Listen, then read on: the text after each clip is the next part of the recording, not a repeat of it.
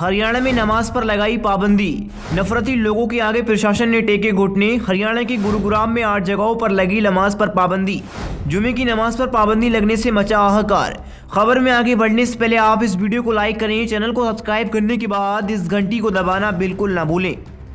दरअसल कुछ दिन से लगातार हिंदू संगठनों के लगातार विरोध प्रदर्शन के बाद गुरुग्राम प्रशासन ने मुस्लिमों की जुमे की नमाज पर 8 जगहों पर पाबंदी लगा दी है, जिसको लेकर मुस्लिम लोगों में काफ़ी गुस्सा दिख रहा है और अलग अलग जगहों पर प्रदर्शन कर रहे हैं।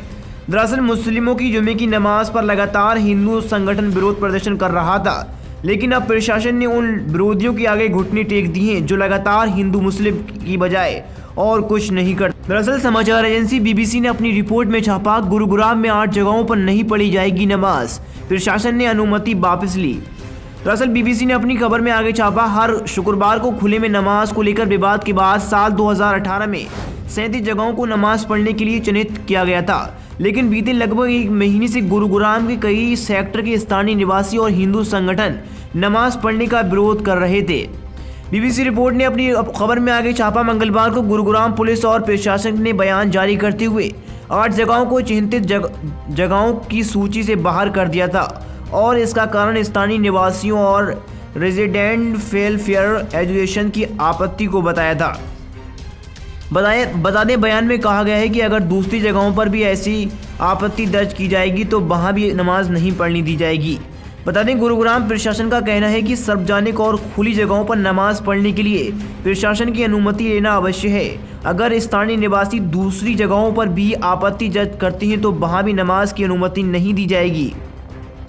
बता दें, नमाज पढ़ने के लिए इन 8 जगहों से अनुमति वापस ली गई है।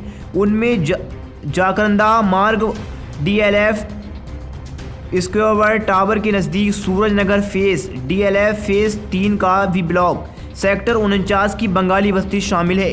इसके अलावा गुरुग्राम के बाहरी इलाके जैसे खेड़की, मजरा, दौलताबाद गांव, सेक्टर 68 में रामगढ़ गांव के नज़दीकी और रामपुर गांव और नखरोरा रोड के नज़दीकी जिन जगहों पर नमाज पढ़ी जाती थी वहां पर अब नमाज नहीं होगी।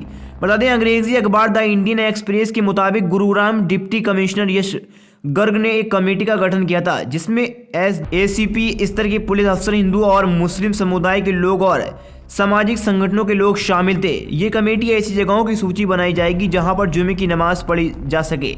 बता दें, यश गर्ग ने बताया कि बीते 2 दिनों में मैं दोनों समुदाय के प्रतिनिधि मंडल से मिला हूं। एक कमेटी का गठन किया जाएगा और यह सभी पक्षों से बात करके आने वाले दिनों में एक समाधान को खोजने की कोशिश करेगी। वहीं पुलिस ने जो अपना बयान जारी किया है उसमें लिखा है कि कमेटी सुनिश्चित करेगी नमाज सड़क, क्रॉसिंग या सार्वजनिक जगहों पर न पढ़ी जाए। नमाज के लिए जगह चिन्हित या उसकी पहचान करने का फैसला स्थानीय निवासियों की सहमति के बाद ही किया जाएगा। बढ़ते हैं दूसरी बड़ी खबर में। उपचुनावों के नतीजे में कांग्रेस के लिए बड़ी जीत, बीजेपी के लिए बची खतरे की घंटी। बता दें, देश के 3 लोकसभा और 13 राज्यों की 29 विधानसभा सीटों पर हुए उपचुनाव में रोचक मुकाबला देखने को मिल रहा है। अगर राज्यों के विधानसभा उपचुनावों की बात करें तो यहां बीजेपी के लिए अच्छी खबर लेकर नहीं आई है। हिमाचल में बीजेपी को करारी हार मिली है। यहां 3 विधानसभा सीटें और 1 लोकसभा सीट पर कांग्रेस ने कब्जा कर लिया है। राजस्थान विधानसभा की 2 सीटों पर हुए उपचुनाव में कांग्रेस ने 1 पर जीत दर्ज करी है और दूसरी सीट पर कांग्रेस आगे चल रही है। बता दें, कर्नाटक के मुख्यमंत्री बोम्बाई को गहरा झटका लगा है, क्योंकि उनके गृह राज्य हवेली के हनागाल में कांग्रेस ने जीत दर्ज की है। वहीं बंगाल में 4 विधानसभा सीटों पर TMC ने क्लीन स्वीप कर जीत हासिल की है। बता दें, हिमाचल प्रदेश में तीनों विधानसभा सीट फतेहपुर, जुब्बल, कोटखाई और अकरी पर कांग्रेस ने जीत दर्ज की। वहीं मंडी लोकसभा सीट पर भी कांग्रेस उम्मीदवार प्रतिभा सिंह ने बीजेपी के उम्मीदवार कौशल ठाकुर को हरा दिया। बता दें, राजस्थान में 2 विधानसभा सीटों पर हुए उपचुनाव में दरियाबाद विधानसभा सीट पर कांग्रेस के नागराज मीणा की जीत की आधिकारिक घोषणा हो गई है।